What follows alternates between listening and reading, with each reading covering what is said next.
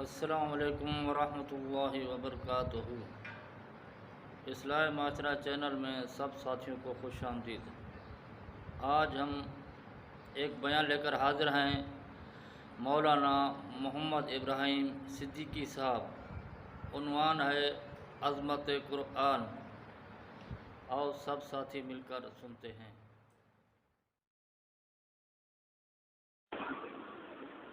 الحمد لله رب العالمين والعاقبة للمتقين والصلاة والسلام على سيد الأنبياء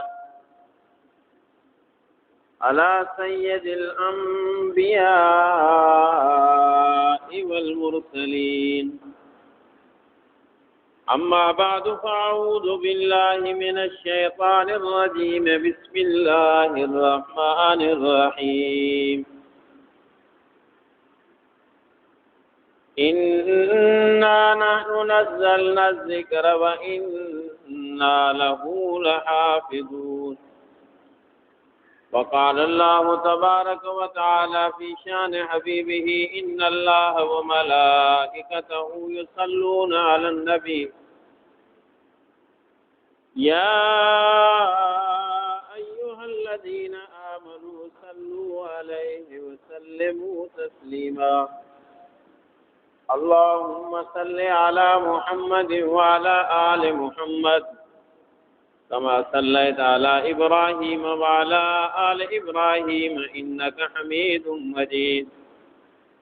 اللهم بارك على محمد وعلى آل محمد كما باركت على إبراهيم وعلى آل إبراهيم إنك حميد مجيد.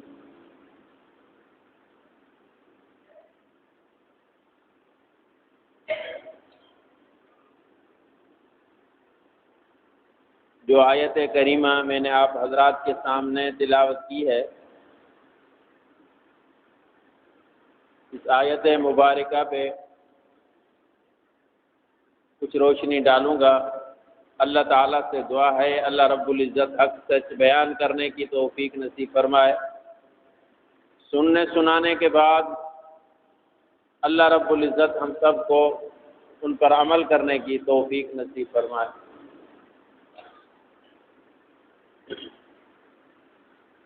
آسمانی مشہور کتابیں 4 ہیں: تورات، زبور، انجیل اور قرآن کریم۔ یہ 4 آسمانی کتابیں مشہور ہیں۔ ان 4 آسمانی کتابوں میں سے 3 غیر محفوظ ہیں اور ایک جو قرآن کریم ہے وہ محفوظ ہے۔ تورات بھی، انجیل بھی، زبور بھی ہیں تو اللہ کے کلام، مگر محفوظ نہیں ہیں، ان کے اندر رد و بدل ہوا ہے۔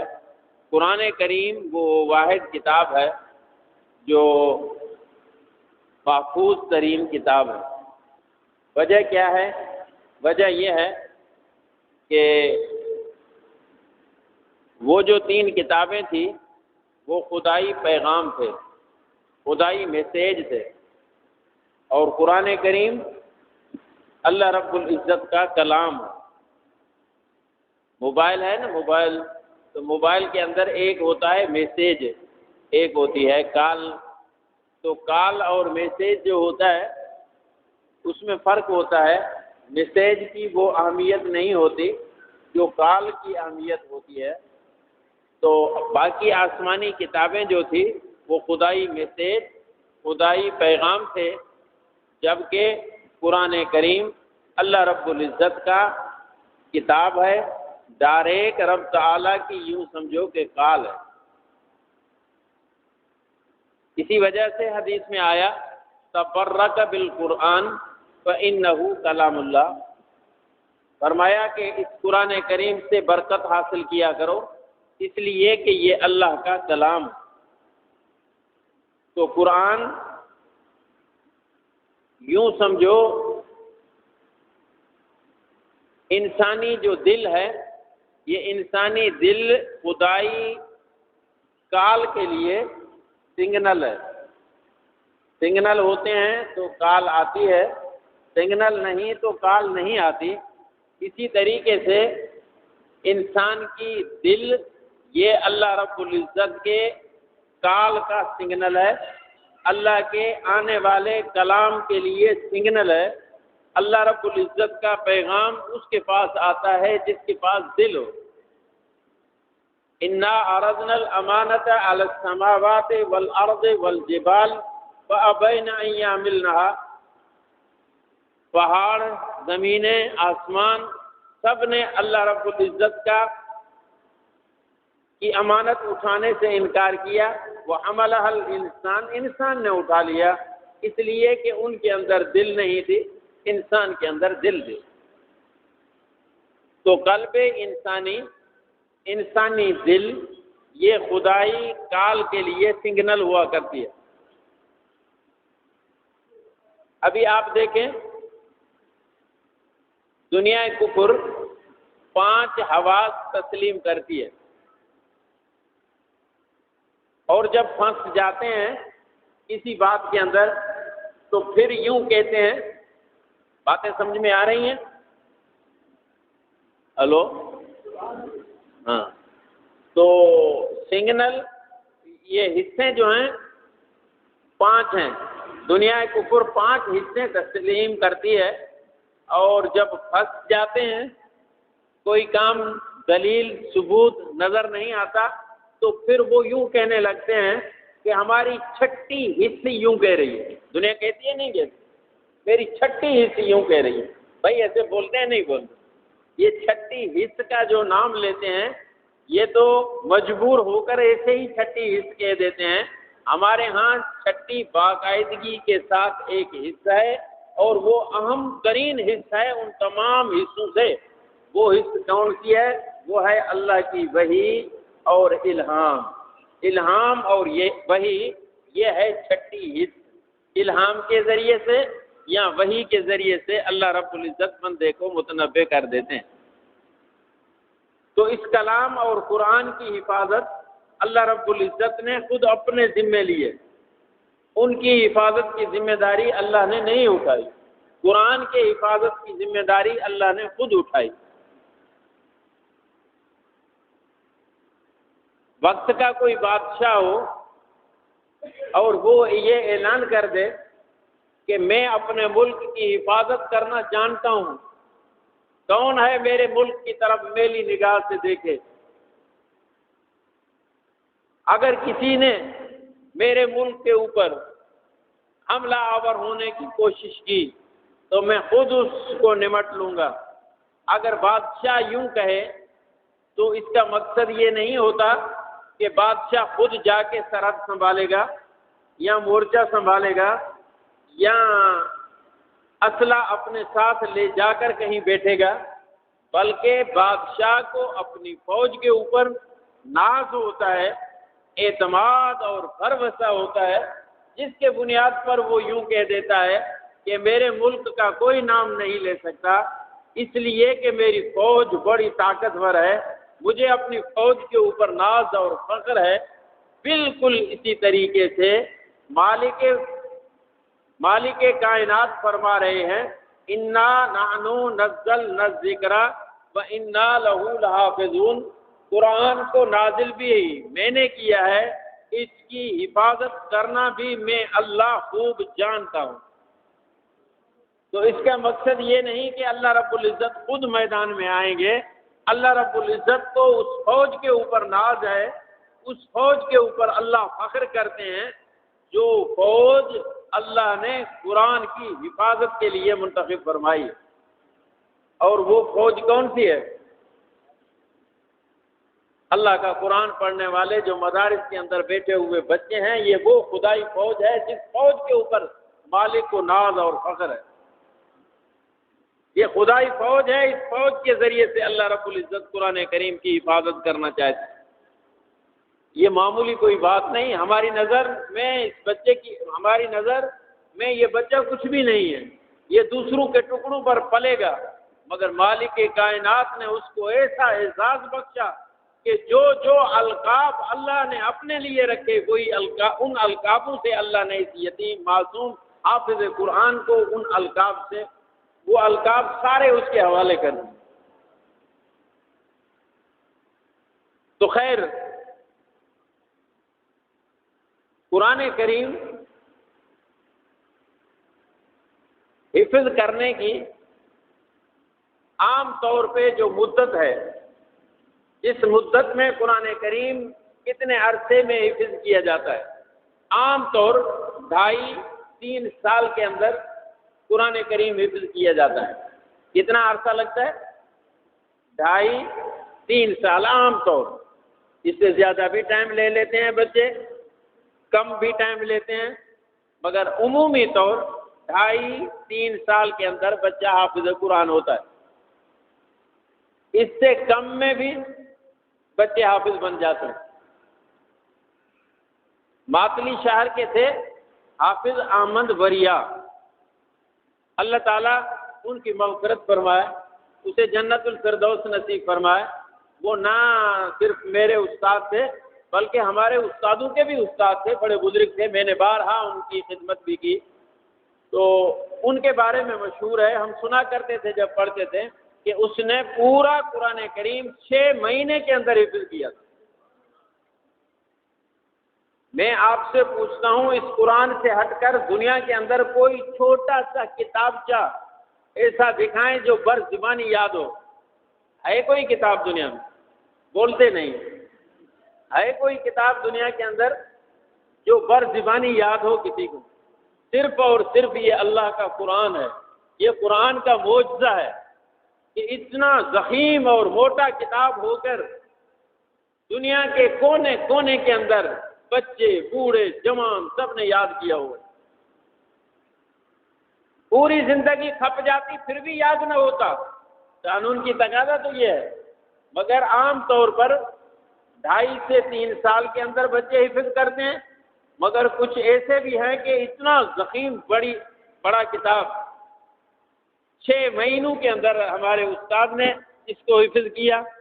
حضرت مولانا قاسم نانوتوی رحمۃ اللہ علیہ کے بارے میں آتا ہے کہ وہ حج پر جا رہے تھے، بانی دارالعلوم دیوبند حضرت نانوتوی رحمۃ اللہ علیہ حج پہ جا رہے تھے، تو یہ حج پہ جانے والا جو قافلہ تھا چلتا جا رہا تھا، رمضان المبارک کا مہینہ آ گیا، اور ہم تو رمضان گزارنے کے بعد گھنٹے 3-4 گھنٹوں کے اندر پاکستان سے سعودی پہنچ جاتے ہیں، مگر اس زمانے میں قافلوں کی صورت میں لوگ نکلتے تھے، مہینوں کے مہینے انہیں سفر میں لگتے تھے۔ تو حضرت نانوتوی رحمۃ اللہ علیہ حج پر جا رہے تھے، جس قافلے کے ساتھ رمضان کا مہینہ آیا، قافلے والوں سے پوچھا بھائی کوئی حافظ قرآن ہے؟ پتہ لگا کہ پورے قافلے میں کوئی حافظ قرآن نہیں۔ اب تراویح پڑھنی ہے اور قرآن کریم کے ختم کے بغیر کیسے تراویح پڑھیں، مناسب نہیں۔ تو حضرت نانوتوی رحمۃ اللہ علیہ نے دن کو قرآن کریم کی تلاوت شروع کی، رات کو 1 پارہ دن کو حفظ کر کے وہی پارہ رات کو تراویح کے اندر سنایا، دوسرے دن دوسرا پارہ حفظ کیا اور دوسری رات تراویح میں سنایا۔ تراویح مکمل ہوئی، حضرت نانوتوی کا قرآن بھی مکمل کیا۔ ایسے بھی لوگ ہیں 1 مہینے کے اندر قرآن کریم حفظ کر بیٹھے۔ امام محمد رحمۃ اللہ علیہ کے بارے میں آتا ہے کہ وہ ایک بہت بڑے نواب کے بیٹے تھے۔ مولانا امام محمد رحمۃ اللہ علیہ بڑے ایک نواب کے بیٹے تھے، وہ ان کے باپ امام محمد کو لے آئے امام اعظم ابو حنیفہ رحمۃ اللہ علیہ کے پاس پڑھنے کے لیے۔ حضرت امام اعظم ابو حنیفہ رحمۃ اللہ علیہ نے فرمایا آپ کا بیٹا حافظ قرآن ہے؟ اس نے کہا حافظ تو نہیں۔ تو آپ نے فرمایا میں اس کو نہیں پڑھا سکتا، میرے شاگردی میں آنے کے لیے جو شرائط ہیں ان شرطوں میں سے ایک شرط یہ ہے کہ میرے پاس وہ بچہ تعلیم حاصل کرنے کے لیے آئے جو پہلے سے حافظ قرآن ہو، تاکہ ان کو مسائل سمجھنے کے اندر آسانی ہو۔ تو پھر پہلے جاؤ قرآن کریم حفظ کرو اور اس کے بعد آ جانا۔ تو امام محمد رحمۃ اللہ علیہ واپس چلے گئے۔ 1 ہفتے کے بعد پھر واپس آ گئے، استاد جی میں آپ کے پاس پڑھنے کے لیے آیا ہوں۔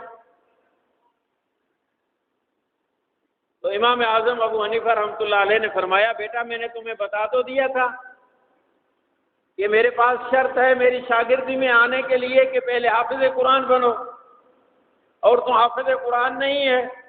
کہنے لگے استاد جی آپ نے حکم دیا میں نے حفظ کر لیا، ابھی پورا قرآن میرا سن لو۔ ایک ہفتے کے اندر امام محمد قرآن کریم حفظ کر کے امام ابو حنیفہ رحمۃ اللہ علیہ کے شاگرد آ کر بنے۔ اتنا بڑا ضخیم کتاب، اس کا یاد کرنا، پھر 2 سال کے اندر، 1 سال کے اندر، 6 مہینے کے اندر، 1 مہینے کے اندر، 1 ہفتے کے اندر، یہ قرآن کریم کا معجزہ ہے۔ عام طور پر جو بچے مدرسے میں حافظ بنتے ہیں ان کی عمر 13 سے 14 سال کی ہوتی ہے۔ 13، 14، 15، 13، 14، 15 اس عمر کے اندر بچہ حافظ قرآن بن جاتا ہے۔ آپ مدرسے میں جا کر دستار بندی میں دیکھیں گے تو اتنی عمر کا بچہ ہی حافظ ہوتے ہیں، عام طور عمر یہی ہوتی ہے۔ مگر اس سے چھوٹے 8 سال کی عمر کے بچے حافظ میں نے اپنی آنکھوں سے دیکھے۔ ایک واقعہ آتا ہے کہ ہارون رشید کی دربار میں، ہارون رشید کی دربار میں ایک بچہ لایا گیا جس کی عمر 5 سال تھی۔ اب 5 سال کوئی عمر ہے؟ 5 سال کا معصوم بچہ ہارون رشید کی دربار میں لایا گیا اور اسے بتایا گیا کہ یہ بچہ حافظ قرآن ہے۔ ہارون رشید خود حافظ قرآن تھا۔ اس نے کہا میں کیسے یقین کر لوں کہ یہ بچہ حافظ قرآن ہے، اتنا چھوٹا سا تو بچہ ہے۔ تو ان کے باپ کہنے لگے بادشاہ سلامت آپ ان کا امتحان لے سکتے ہیں۔ تو ہارون رشید نے بچے سے پوچھنا شروع کیا، بچے نے انکار کر دیا، جیسے بچے ہوتے ہیں نا ضد کرتے ہیں۔ تو اپنے باپ کو کہنے لگے میں نہیں سناؤں گا، میرا مطالبہ ابھی تک پورا نہیں ہوا۔ کون سا مطالبہ؟ مطالبہ یہ تھا کہ ابو مجھے گڑ لے کر دو۔ کتابوں میں باقاعدہ یہ واقعہ لکھا ہے، اتنا معصوم بچہ کہ گڑ کا مطالبہ کر رہا ہے، ضد کر رہا ہے کہ مجھے گڑ لے کر دو۔ گھر سے لے کر آیا تھا، ابھی تک اسے گڑ نہیں ملی تھی۔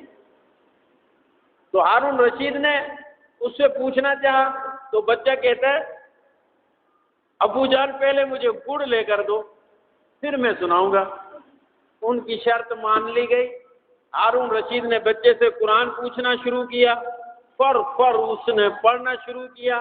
ہارون رشید جہاں سے پوچھتے گئے 5 سال کا بچہ اللہ کا قرآن سناتا گیا۔ یہ قرآن کا معجزہ ہے۔ عام طور پر 13-14 سال کی عمر میں بچہ حافظ قرآن بنتا ہے، مگر 8 سال کے بچے بھی حافظ قرآن دیکھے، 5 سال کے بچے بھی دنیا نے حافظ قرآن دیکھے، بوڑھے بھی حافظ قرآن بنتے ہوئے دیکھے۔ کہیں اور نہیں جاتے، میں اپنی اماں کا نام فخر کے طور پر آپ کے سامنے پیش کرنا چاہ رہا ہوں۔ میری امی نے 60 سال کی عمر میں جب میرے والد کا انتقال ہوا اس نے قرآن کریم حفظ کرنا شروع کیا۔ کب؟ 60 سال کی عمر میں۔ وہ بوڑھی تھی۔ میرے والد کے انتقال کے بعد میری اماں نے اپنے طور پر قرآن کریم حفظ کرنا شروع کیا۔ 12 پارے وہ حفظ کر چکی تھی، اس کے بعد ان کا انتقال ہوا۔ مولانا ذوالفقار نقشبندی دامت برکاتہم العالیہ فرماتے ہیں کہ میرے ایک تعلق والے ساتھی تھے، اس نے مجھے بلایا۔ میں جب ان کے پاس گیا مجھے پتہ لگا کہ اسی میرے تعلق والے ساتھی نے قرآن کریم آج حفظ کیا ہے، اسی حفظ کی تقریب میں اس نے مجھے بلایا ہے، اور اس وقت اس میرے تعلق والے ساتھی کی عمر 90 سال تھی۔ کسی اور دنیا کی بات نہیں کر رہا، میں پاکستان کی بات کر رہا ہوں۔ 90 سال کی عمر میں بھی آدمی حفظ کر سکتا ہے، 60 سال کی عمر میں بھی حفظ کر سکتا ہے، 5 سال کی عمر میں بھی حفظ کر سکتا ہے، اس لیے کہ یہ اللہ رب العزت کا کلام ہے، خدائی معجزہ ہے۔ ہمت کرنی چاہیے. اگر آدمی ہمت کرے گا تو آج بھی اس قرآن کو یاد کر سکتا ہے، حفظ کر سکتا ہے. اور پھر قرآن کریم یاد کرنے والوں کے اندر اس قرآن کے حفظ کی پختگی بھی بے انتہا تھی. آج بھی مرری کے اندر، مرری پنجاب میں جو علاقہ ہے، اس مرری کے اندر ایک مسجد ہے. 36 سال سے ایک حافظ قرآن اسی مسجد میں مصلی سناتا ہے. 36 سال میں آج تک کوئی قاری اس کو پیچھے سے لقمہ نہیں دے سکا. اتنا قرآن اس کو حفظ ہے. قاری عبدالرشید صاحب شہداد پور والے، نام سنا ہوگا. شہداد پور کا مشہور مدرسہ ہے.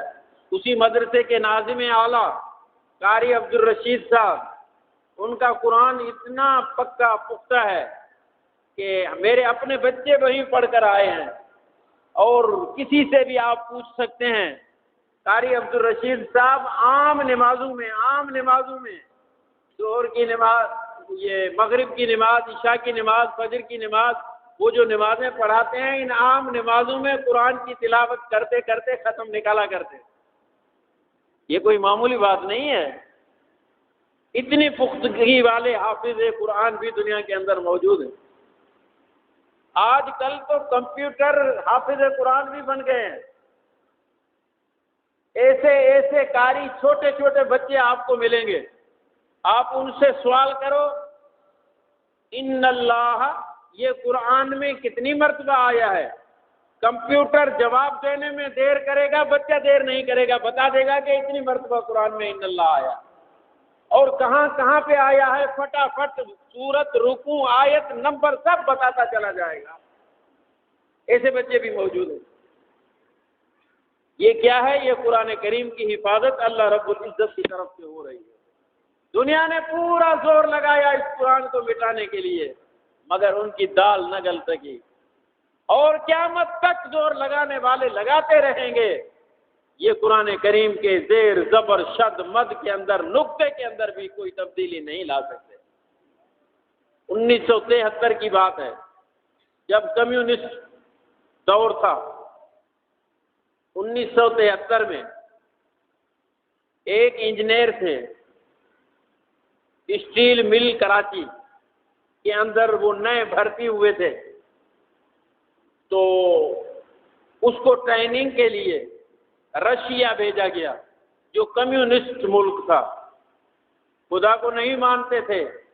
انہوں نے اپنے ملک میں مسجدوں کے اوپر، مدارس کے اوپر بلڈوزر گھما دیے تھے.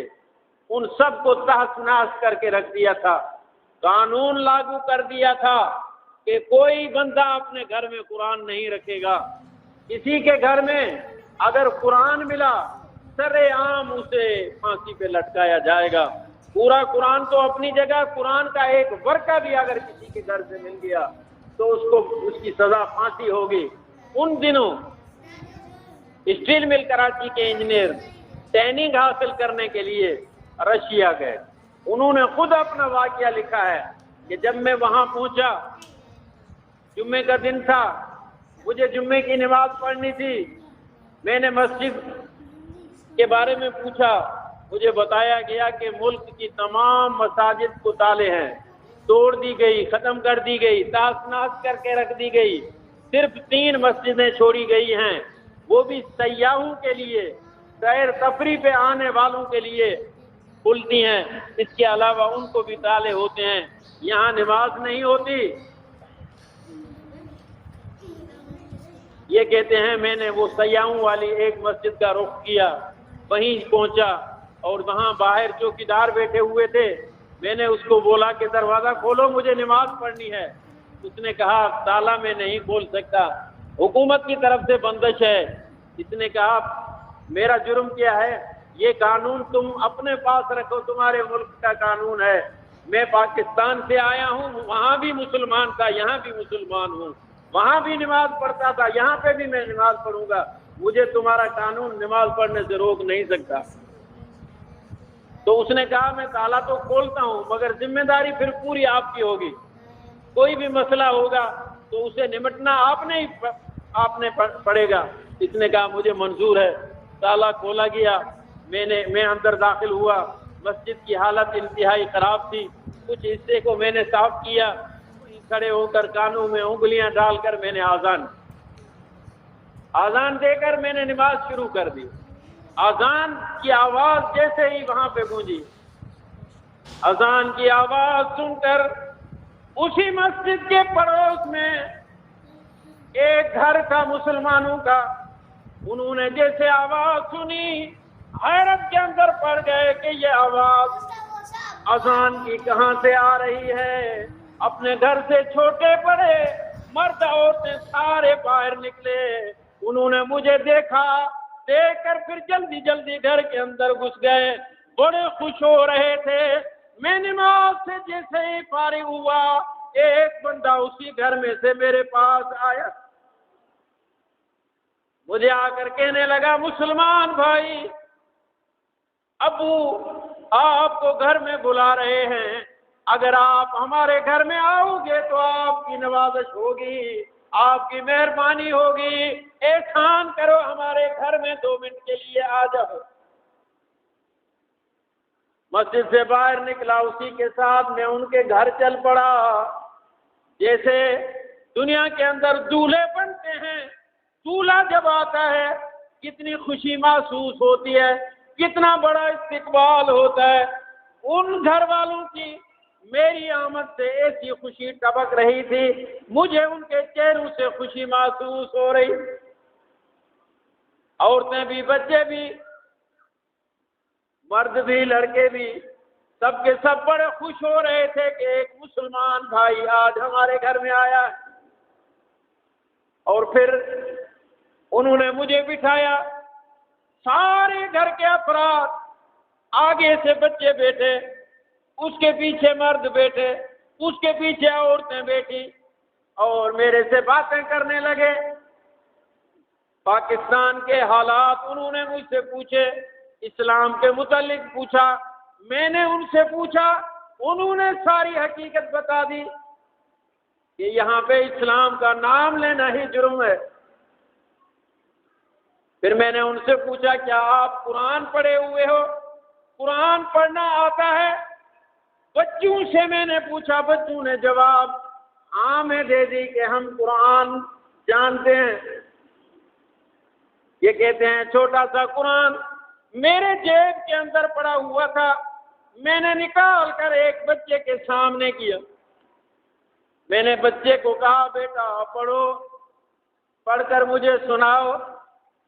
بچہ کبھی اس قرآن کو دیکھتا ہے، کبھی مجھے دیکھتا ہے، کبھی ادھر دیکھتا ہے، کبھی ادھر دیکھتا ہے۔ مجھے یوں محسوس ہوا میرا سوال یہ نہیں سمجھا۔ میں نے دوبارہ کہا بیٹا یہ قرآن ہے، مجھے سناؤ۔ بچہ پھر خاموش۔ پھر کہتے ہیں کہ میں نے قرآن کھول کر انگلی رکھی، میں نے انگلی رکھ کر کہا بیٹا پڑھو یاسین والقرآن الحکیم انک لمن المرسلین۔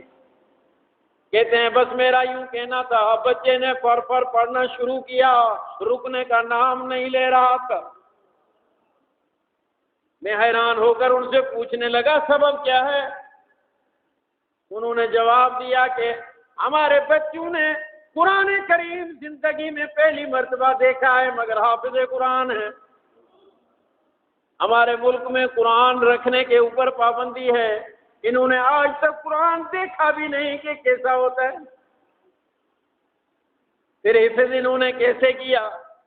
کہتے ہیں کہ پرانے جو حافظ قرآن تھے انہوں نے شہر کے اندر دکانیں کھولی، کسی نے درزی کی دکان کھولی، بچوں کو کپڑے سکھانے کے بہانے پر انہیں وہاں بھیج دیتے، کپڑے بھی بنا رہے ہوتے، سیکھ رہے ہوتے، ساتھ ساتھ وہ قرآن بھی انہیں یاد کراتے رہتے تھے۔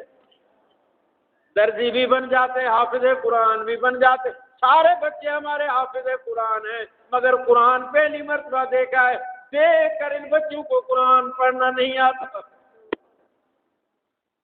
یہ قرآن کا معجزہ ہے، یہ قرآن کوئی معمولی بات نہیں۔ اس قرآن کریم نے بہت بڑا لمبا چوڑا سفر کیا ہے، تب آ کر ہمارے پاس پہنچا ہے۔ 16 صحابہ کرام تھے کاتب وحی، کتنے؟ 16 صحابہ کرام کاتب وحی تھے۔ اللہ کے پیغمبر امام الانبیاء صلی اللہ علیہ وسلم کے اوپر جب وحی نازل ہوتی، اللہ کے پیغمبر صحابہ کو بلا کر ان سے لکھوا لیتے۔ کتنے صحابہ تھے جو اللہ کے قرآن کو لکھا کرتے تھے؟ جی 16 صحابہ کرام۔ اور لکھتے کس پہ تھے؟ چمڑے کے اوپر، لکڑی کے اوپر، پتھر کے اوپر، کپڑے کے اوپر۔ ورقے تو تھے نہیں، تو پہلے ان کے اوپر قرآن کریم لکھا کرتے تھے۔ رحمت دو عالم صلی اللہ علیہ وسلم کی زندگی مبارک میں قرآن کریم انہی چیزوں پر لکھا ہوا پایا گیا۔ کس پر؟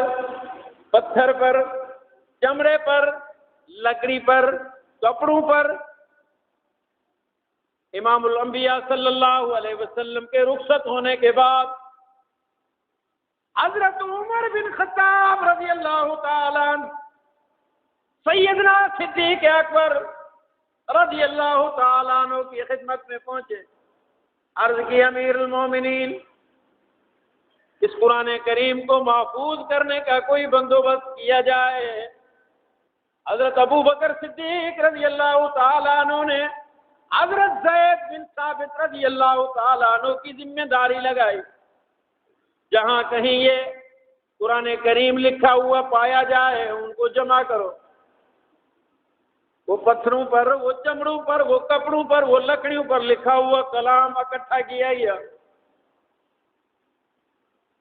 حضرت عثمان غنی رضی اللہ تعالیٰ عنہ کے دور میں پھر اس پورے قرآن کو یکجا کیا گیا، اکٹھا کیا گیا۔ حضرت عثمان غنی رضی اللہ تعالیٰ عنہ نے پورے قرآن کو یکجا کر کے اس جیسے 7 نسخے تیار کر کے اپنے ملک کے مختلف علاقوں کے اندر بھیج دیے۔ ایک نسخہ شام بھیج دیا، مصر بھیج دیا، کوفے بھیج دیا، مختلف جگہوں پر وہ نسخے حضرت عثمان غنی نے بھیجے اور حکم نامہ جاری کیا کہ اس کو دیکھ دیکھ کر قرآن کریم لکھو، ایسے قرآن کریم بناؤ اور ان کو عام کرو۔ یوں سفر طے کرتا کرتا یہ قرآن کریم ہم تک پہنچا ہے۔ اور پھر آگے مسلمانوں نے بڑی قربانیاں دی۔ لوگ اپنی بچیوں کو قرآن کی تعلیم دیتے تھے، انہیں عالمہ بناتے تھے۔ بچی عالمہ بن جاتی، ابھی تک بچی کی شادی نہیں ہوئی، اس سے پہلے کیونکہ وہ عالمہ بن گئی، اسے لکھنا پڑھنا آتا تھا، تو ان بچیوں کی ذمہ داری بڑے یہ لگا دیتے تھے کہ قلم کاغذ ان کے حوالے کرتے، روزانہ گھر کے کاموں سے فارغ ہو کر وہ بچی اللہ کا قرآن لکھنا شروع کر دیتی۔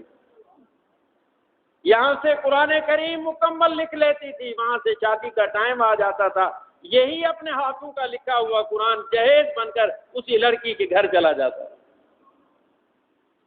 اسی طریقے سے یہ قرآن کریم پھیلتا پھیلتا پھیلتا آج ہم تک پہنچا ہے۔ قرآن کریم کی کتابت میں ہماری ان بچیوں کا بہت بڑا کردار ہے۔ سمرقند کی لائبریری کے اندر آج بھی ایک قرآن ایسا پڑا ہوا ہے جو لوہے کی چادروں پر کھدائی کر کے لکھا گیا ہے۔ ایک ایک چادر 4 فٹ چوڑی 8 فٹ لمبی ہے، ایک چادر۔ یوں سمجھو یہ ایک صفحہ ہے۔ اس قسم کی جو چادریں بنا کر، یعنی فرش سے لے کر چھت تک ان چادروں پہ قرآن کریم لکھا ہوا پایا گیا۔ کتنی محنت کرنے والوں نے محنت کی ہے۔ اور اسی لائبریری کے اندر ایک قرآن کریم ایسا بھی پایا گیا جو تعویذ کی سائز کا تھا. اس سائز کا تعویذ سائز کا اور اپنے قلم سے لکھا گیا. ایسے بھی کاتب تھے جو اتنے تعویذ جتنے کاغذ پہ پورا قرآن اپنی قلم سے لکھا. یہ کمپیوٹر دور ہے نا، اس کمپیوٹر کے دور میں یہ بات قلم والی سمجھنا بڑی مشکل ہے. اگر یہ نہ ہوتا تو پتہ لگتا کہ کیا یہ کتنا مشکل ترین کام تھا، کرنے والے کر کے چلے گئے. ایسے کاتب بھی تاریخ کے برقوں میں ہمیں ملتے ہیں جنہوں نے ایک چاول کے اوپر پوری سورت اخلاص اپنے قلم سے اپنے ہاتھوں سے لکھ ڈالی.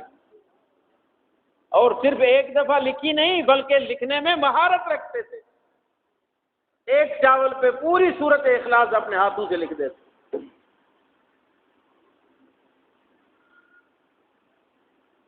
اس کے بعد چل کر قرآن کریم کی اشاعت کا سلسلہ پریس اور پرنٹ کی صورت میں نمودار ہوا.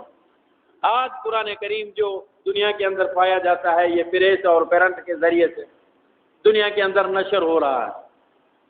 تو عزیزان محترم، یہ قرآن کریم وہ کتاب ہے جس کی حفاظت کی ذمہ داری اللہ نے خود اٹھائی ہوئی. فرمایا انا نحن نزلنا الذکر.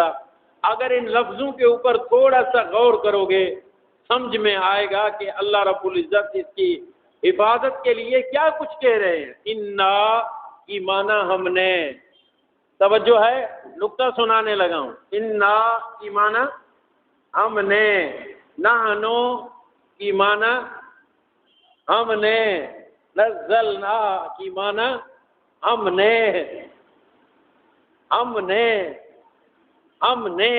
نے نازل کیا ہے.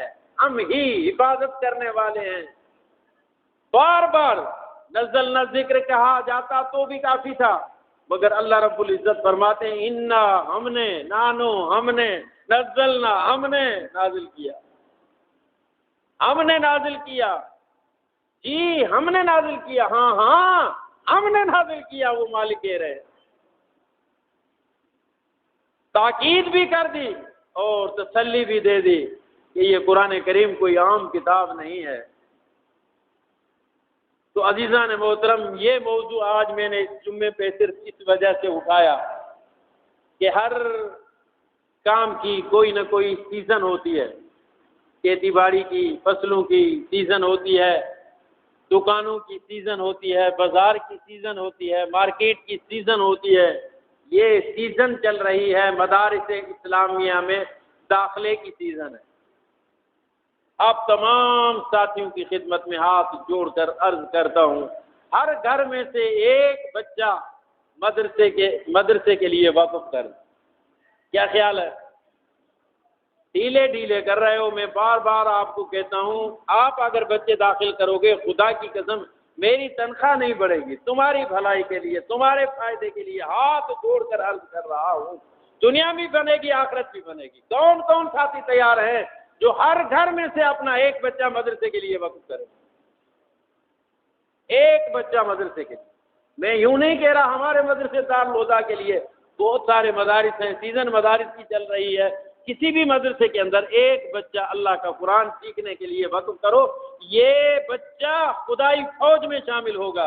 حدیث میں آتا ہے میرے آقا صلی اللہ علیہ وسلم نے فرمایا یہ حافظ قرآن جو بچہ بنا وہ 10 ایسے لوگوں کی شفاعت قیامت کے دن کرے گا جن کے اوپر جہنم واجب ہو چکی ہوگی.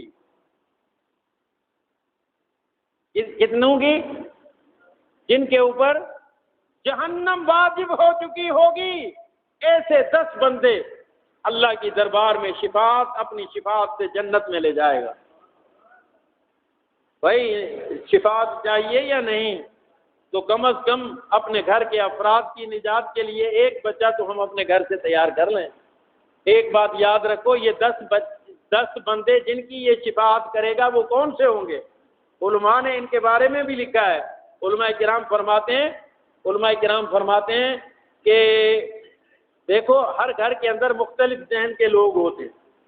ہر علاقے میں، ہر ماحول میں، ہر محلے میں، ہر شہر میں مختلف قسموں کے لوگ ہوتے ہیں. آپ بچہ جب چھوڑو گے نا، کچھ آپ کو داد دیں گے، آپ کی حوصلہ افزائی کریں گے، آپ کو شاباش دیں گے، ہمت دلوائیں گے، اور کچھ ایسے ہوں گے اور تو بھی ایسے ہو گیا، بچے کو کہاں بھیج دیا، کھائے گا کہاں سے، دوسروں کے ٹکڑوں پہ پلے گا، بھیک مانگے گا، کہاں پہ بچے کو چھوڑ دیا، دنیا کہاں تک جا پہنچی، تم ابھی تک مدرسے اور مولویوں کے پیچھے. ایسے ٹوکنے والے ہوں گے. علماء کرام نے فرمایا ہے یہ بچہ ان کی سفارش قیامت کے دن کرے گا جو ان کی حوصلہ افزائی کرنے والے تھے، ہمت دلانے والے تھے. جو ٹوکنے والے تھے ان میں سے بھلے ان کا باپ بھائی کیوں نہ ہو، ان کی شفاعت وہ بچہ نہیں کرے گا. تو اس لیے آپ سے گزارش ہے کہ اپنے گھر میں سے ایک بچہ بھیجیں. اگر بچہ نہیں بھیج سکتے تو کم از کم جہاں بچے پڑھ رہے ہیں ان کی ہمت افزائی کے لیے ان کے ساتھ خوب تعاون کریں، ان کی ہمت افزائی کریں، انہیں شوق دلائیں. تو بھی امید ہے انشاءاللہ کل قیامت کے دن یہ بچہ تمہاری شفاعت کا سبب بن سکتا ہے. تو کیا خیال ہے؟ ماحول انتہائی خراب ہے، ماحول انتہائی خراب ہے. اس گندے اور برے ماحول سے نکلنا چاہتے ہو تو مدارس کا رخ کرو، مدارس کا رخ کرو، مدارس کا رخ کرو. بہت سارے لوگ آتے ہیں رو رو کر، خدا کی قسم میرے سامنے آ کر روتے ہیں، مولوی صاحب بچے بگڑ گئے ہیں، بچے بگڑ گئے ہیں، ہم بہت پریشان ہیں. میرے بھائی بچوں کو لائن ہی ایسی دی ہے جہاں پہ انہیں بگڑنا ہی تھا، جہاں سے انہیں تمہیں پریشان ہی کرنا تھا. اگر ان بچوں کا رخ مدارس کی طرف کرتا تو یہ نوبت نہ آتی. میں دعویٰ سے کہتا ہوں بچے کو مدرسے میں چھوڑو، حافظ قرآن نہیں بھی بنا تو خیر ہے، ماں باپ کا نافرمان نہیں بنے گا، کم از کم تمہارے فرما بردار تو بنے گا. اپنے بچوں کو مدارس میں بھیجیں. اور حالات میں بتا رہا تھا انتہائی خراب ہیں. کل کی بات ہے، اپنے شہر کی بات. گندگی کے ڈھیر سے زندہ معصوم بچہ ملا ہے. پتہ ہے آپ کو؟ پتہ ہے یہ حال ہے ہم مسلمانوں کا. زندہ بچہ گندگی کے ڈھیر سے گلارچی میں ملا ہے. اس سے بے غیرتی بے حیائی اور کیا ہوگی؟ ایسے گندے ماحول میں ضرورت اس بات کی ہے کہ ہم اپنے بچوں کو ابھی سے دینی تعلیم دینا شروع کریں. خاص طور پر بچیوں کو دینی تعلیم کے لیے ہمیں فکر مند ہونا چاہیے. ایک بچی اگر پڑھ گئی تو یوں سمجھو پورا گھر پڑھ گیا، پورا گھر بن گیا. ایک بچی پورا گھر آگے جا کر بناتی ہے.